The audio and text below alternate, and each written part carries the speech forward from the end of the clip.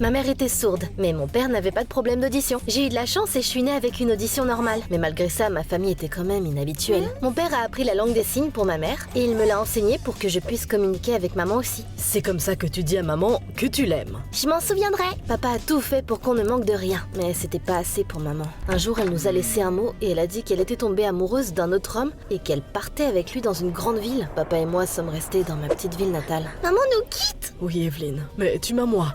Et je tais-toi, tout va bien se passer. Au bout d'un moment, nos blessures émotionnelles ont guéri et on a lâché prise sur le passé. Papa a ouvert une petite animalerie, j'ai commencé l'école et j'ai eu une tonne d'amis. J'ai rencontré ma meilleure amie dans l'orchestre de l'école. On jouait toutes les deux de la flûte. Betty était aussi une chanteuse incroyable. On s'entendait super bien. On avait un rêve dont j'aimais parler à mon père. Quand Betty et moi on sera grandes, on montera un groupe et on partira en tournée partout dans le monde. Oh, tu laisseras ton vieux tout seul? Non, je veux devenir célèbre et voyager beaucoup. C'est grave?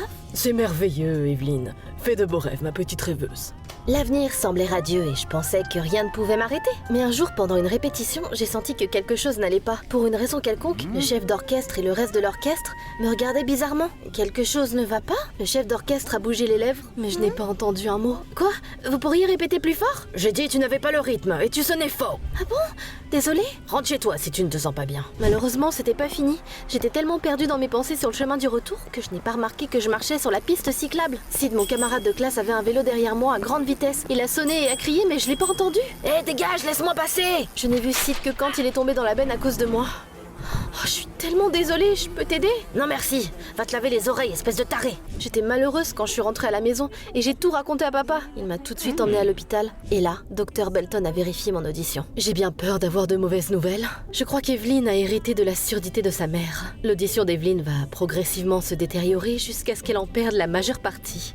Quoi? Je pourrais plus entendre? Dr Belton, il n'y a rien que l'on puisse faire.